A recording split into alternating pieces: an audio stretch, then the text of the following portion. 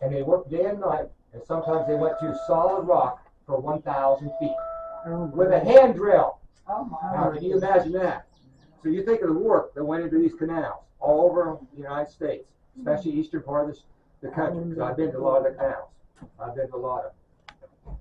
Now, you wonder, how did the boats pass? You know, because the numbers increased and the size got bigger, canal boats. Most of them being freighters. I've already told you that. Most of them are freighters. This is a passenger boat right here. Now, okay, they had to get on that side of us when they come at us. Get on that side of us. Get their tow line. That's this rope like we have right there. Down in the water. And then we get to go right over top their tow line. They're supposed to push that tow line down.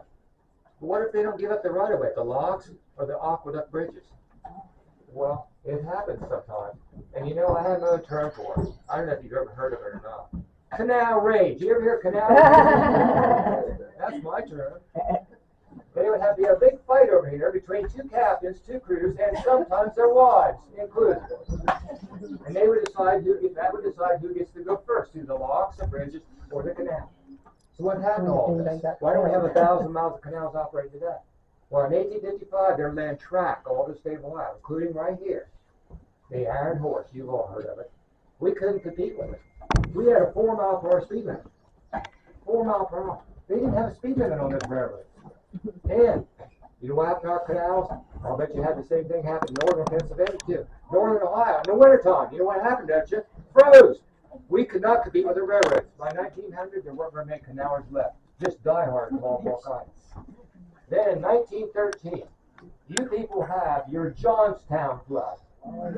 That was one particular area of Pennsylvania. I read the book about it. Again, David McCullough writes a book about the Johnstown flood. So I'm very familiar with it. But guess what? The Ohio 1913 flood was worse yet.